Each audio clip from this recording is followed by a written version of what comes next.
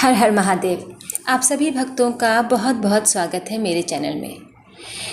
आज हम सुनेंगे पुत्रदा एकादशी के बारे में, जिसे पवित्रा पुत्रदा एकादशी का व्रत 23 अगस्त 2026 रविवार को रखा जाएगा। मान्यता है कि इस दिन श्रद्धा भाव के साथ भगवान विष्णु की पूजा और व्रत करने से अत्यंत पुण्य फल की प्राप्ति होती है। वही एकादशी पर दान का भी खास महत्व बताया गया है। इस तिथि पर कुछ विशेष चीज़ों का दान करने से जीवन में सुख और समृद्धि के संयोग बनते हैं। पुत्रदा एकादशी का व्रत सावन मास के शुक्ल पक्ष की एकादशी तिथि को किया जाता है। इस बार यह तिथि 23 अगस्त रविवार को पड़ रही है।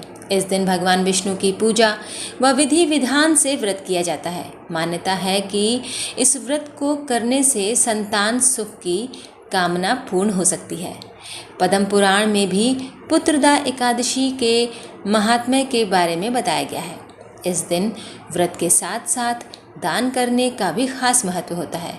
श्रद्धा भाव से किसी ज़रूरतमंद की सहायता करने से जीवन में सुख समृद्धि के संयोग बनते हैं, साथ ही श्री हरि की कृपा प्राप्त हो सकती है। ऐसे में आइए सुनते हैं पुत्रदा एकादशी के बारे में।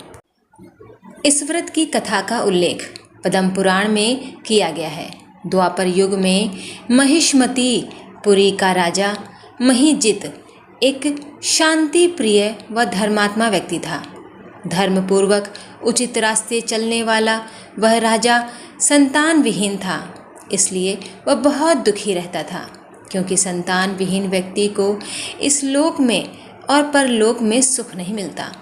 प्रजा के पुरोहित और ब्राह्मणों ने तीनों कालों के जानने वाले महामुनि लोमश के पास जाकर राजा की दशा का वर्णन किया तो उन्होंने कहा, यह राजा पूर्व जन्म में एक अत्याचारी धनहीन वैश्य था, जो गांव-गांव वाणिज्य वृत्ति किया करता था। इसी एकादशी के व्रत के दिन दोपहर के समय वह प्यास से व्याकुल होकर एक जलाशय पर पहुंचा, तो वहां गर्मी से पीड़ित एक प्यासी गाय को जलाशय में पानी पीते देखकर इसने पानी पीने से रोक दिया और स्वयं पानी पीने लगा। उसी दुष्कर्म के कारण यह राजा संतान विहीन है और उन पुण्य से जो इसने अपने पुनर्जन्म में किए थे, जिसके कारण उसे राजा का पद मिला। हे महामुनि, हमारे राजा का पाप दूर हो जाए और संतान भी प्राप्त हो जाए। कृपया ऐसा कोई उपाय बताने की कृपा करें। उपस्थित प्रजा के लोगों ने मुनि से कहा। तब लोमश ने उन्हें बताया, श्रावण शुक्ल की पुत्रदा नाम की एकादशी व्रत तिथि इसके लिए सर्वथा उचित है। तुम सब लोग विधि पूर्वक शास्त्रोक्त रीति से जागरण के साथ इस व्रत को करो और उसका पुण्य राजा को दे दो, तो निश्चय ही राजा के संतान होगी।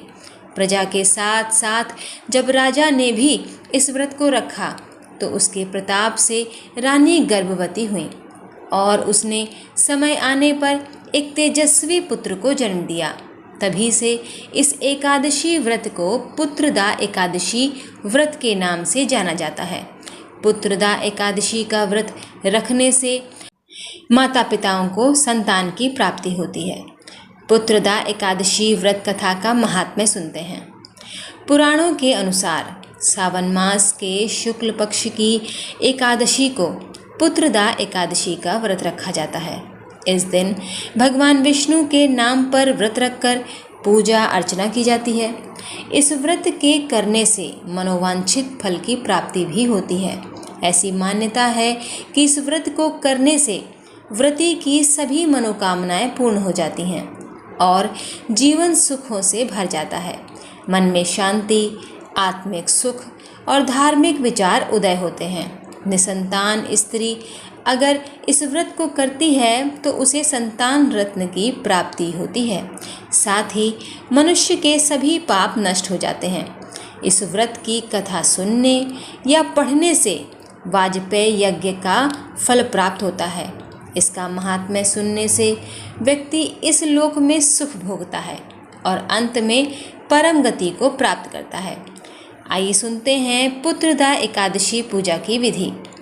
पुत्रदा एकादशी के दिन सुबह प्रातः काल उठकर स्नान आदि के बाद दैनिक कार्यों से निवृत्त होकर श्री हरि विष्णु भगवान की प्रतिमा को दूध, दही और शुद्ध जल से स्नान कराकर रोली, चंदन, पुष्प, धूप, दीप आदि से पूजन करके कपूर, दीपक से भक्ति भावना पूर्वक आरती करें।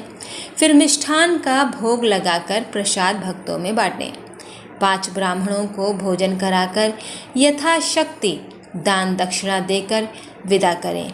चरण स्पर्श कर उनका आशीर्वाद लें, उनका आशीर्वाद प्राप्त करें।